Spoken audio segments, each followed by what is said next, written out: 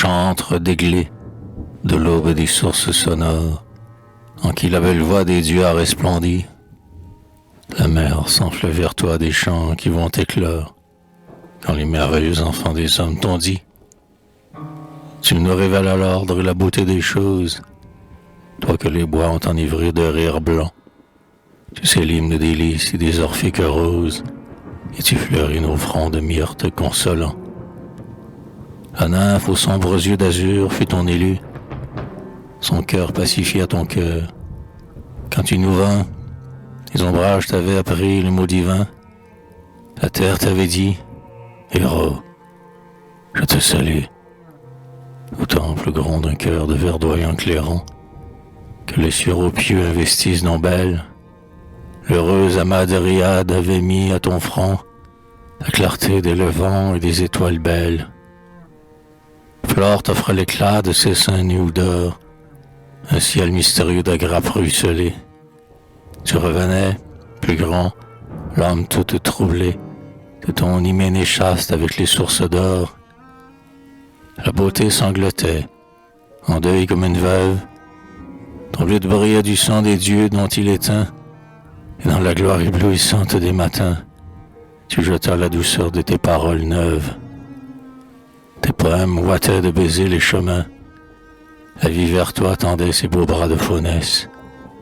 Et tu disais, chantons l'amour pour qu'il renaisse. Les vierges joignaient leurs étoiles lentes mains. Et les méchants obscurs qui s'en vont rognant. Le pulant, tu rythmé des moissons et des brises. Les femmes que le cœur des fleurs n'a point éprises. Tous, au bruit des clartés, te suivaient en priant. Tu répondis, les sycamores et les houx, dans l'urne de mon cœur mirent l'encens des joies. Et si mes chants sont beaux, c'est pour que l'homme croie à la vie qui triomphe au creux des vallons roux. Voici que l'amour luit aux fêtes des matins, et que sur les prairies ruisselle mon ivresse. Je viens exalter l'œuvre et bercer le destin de ceux dont l'âme lasse éclose à l'allégresse.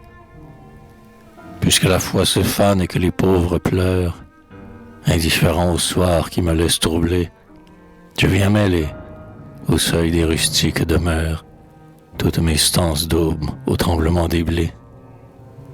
Et disant la candeur des humbles dans les tables, je fais luire la joie sur leur plaintif foyer, pour que toujours le pain ensoleille leur table et que leurs doigts d'enfants se joignent pour prier.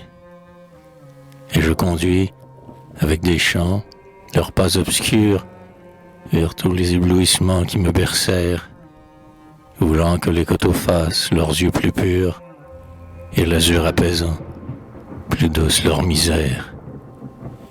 Et comme sur la glèbe douloureuse, ils prient sans que le ciel s'entr'ouvre à leurs sanglots, afin que tout sur notre terre sainte leur sourit, j'apporte les clartés d'amour dont ils ont faim.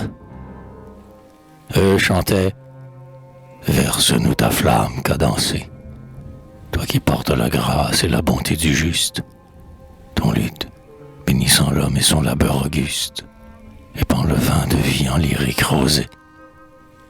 Ton âme pure, au son des chants, ruisselle toute, tu fais d'harmonieux rayons tous les vouloirs, en toi le sang des terres bat, et l'on t'écoute, ainsi compris à l'heure où naissent les grands soirs.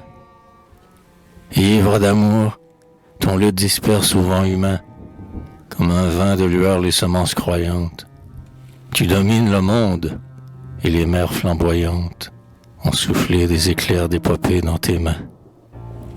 L'âme du monde brûle aux flammes de ta foi, d'où chantre, et nous nous prosternons devant ta lyre. Ton héroïque muse a nourri nos délires.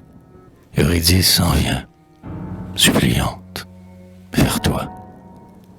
La terre immense crie d'allégresse en voyant tes clartés, et demain, sur les bouches des hommes, comme un vaste feu d'or fulgure au sombre dôme, ton beau nom immortel volera, flamboyant.